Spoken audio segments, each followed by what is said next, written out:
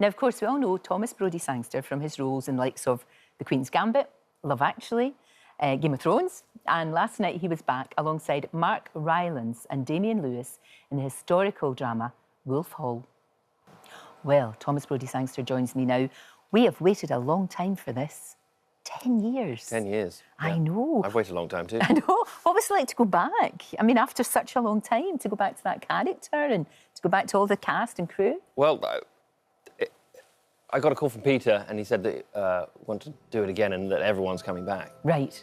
But I didn't realise literally everyone came back. So it was the same props department, same costume department, same makeup department, same camera department. Yeah. It was a real proper reunion. Do you know what? That's lovely, isn't it? That must make your job a little bit easier in some ways, that you know everybody then. Yeah, and we all know what we did first time around. Yeah, of course. It mustn't have felt like 10 years. It must have felt like, you know, no time had gone by at all. Yeah, no, both. It felt both quite a while ago and also just yesterday. What a cast to work with. Isn't it marvellous? It must be... I just wonder what it's like on the set. Is it frenetic or is it nice and tranquil? And... It's incredibly tranquil. Between Peter and Mark, they create this environment that's just... it's silent. Really? Everyone's very, very quiet and the pace is perfectly measured. So we always finish the day on time. Right. And we always got what we needed. And it's planned for that. So there is no manic running around. There is no shouting. It's quiet, calm, and there is lots of time to process exactly what we need to do. Well, we see it all on screen. You can see the quality. I mean, from, you know, production values to the quality of the writing, to the acting, all of that. And you do most of it with Mark Rylance, would you say? Is that how most of your scenes, or what? Between Mark... We've only seen the first episode. So right, I've only seen the first episode. Have you not seen it yet? Oh, it's very good. No. Yeah, no.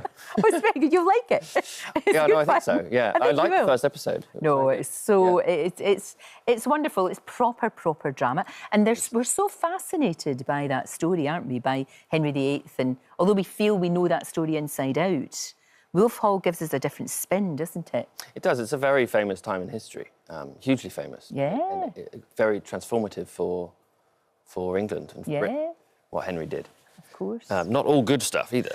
No. But it's very famous and it's visually very famous. But this gives it, you know, we look at it through the eyes of Cromwell and suddenly this very famous moment in time becomes human. Yeah, and it's quite dark this time because obviously there is the execution of Anne Boleyn and there's all of that and all the turbulence that's going on and the kind of demise of Cromwell, because in the first series he was like this guy on the rise that people were a bit suspicious of, and now we'll see that happening, which is quite fascinating. Yes, it's the demise of Cromwell. When did you film it?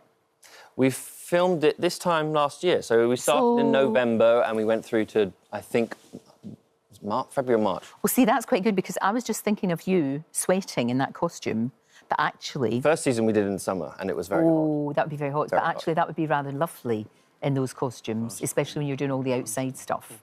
The costumes are all very top-heavy, so we all have massive shoulders. Huge, you're like American footballers. You realise we're in tights and really thin little boots. I know, it's like you're inverted triangles. Yeah. It's really strange. Now, look, how many people, me included, will be watching Love Actually again? Which when you were a baby, when you were a wee tiny baby, and of course you saw it at the time. I did. But it has it really stands up to the test of time, and it's become a sort of Christmas movie, hasn't it? People want to watch that at Christmas. Yes, it's become... Feel good. I mean, it did obviously very well when it came out, but it's done so much better now. It's in people's living rooms. Of course. People like to sit down and watch it by the fire and on the sofa and snuggle up. Yeah, and just... It's become that, which is lovely. It's lovely to be a part of that. Very much. And now, I don't know if this is true or not. You're related to Hugh Grant, is that right? I mean, is he an uncle or a cousin or I think he's an uncle of some kind.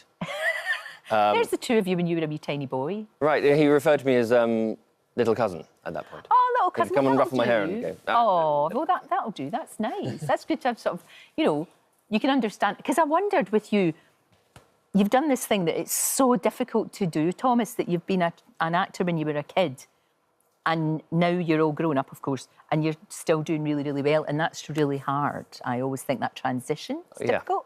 Yeah, no, Yeah. it can. I mean, I'm very lucky, very happy. Well, you're very good. That's why. That's why you get cast. Thank you. In all sorts of things. And you have done, like, Game of Thrones. That must have been a brilliant thing to be part of. When you were doing Game of Thrones, did you realise this is going to be enormous? This is going to be, like, the biggest thing in the world? I came in season 3, which That's is season right, yeah. 3 in a show that's doing well is a good time to come in because people do know what they're making. So I was in 3 and 4, which is, I think, the sweet spot, really. I think you're right. Yeah, everyone was really having a great time, knew what they were making, very happy. And, we just spent loads of time up in Belfast and had a great time. Well, that's what I like, because you clearly love what you do. It's fantastic, you're enjoying it, and you learn so many different skills. Like, when you were being Paul McCartney, did you not learn to play the guitar? And when you were in Love Actually, the drums? So you've got all these skills that you acquire.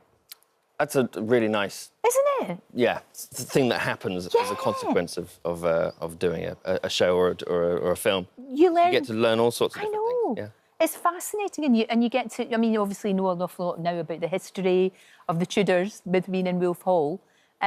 It's great stuff. Listen, thank you for coming in. So nice to see you. Lovely to see you too. You haven't changed a bit, though.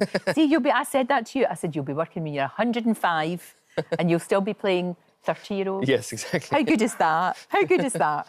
And Wolf Hall, The Mirror and the Light, it continues on Sunday, doesn't it? Yeah, every Sunday. 9 o'clock on BBC One, but on the iPlayer you can catch up with the first series should you have missed it. What were you doing? Or if you just want to recap on that, and it's a real treat.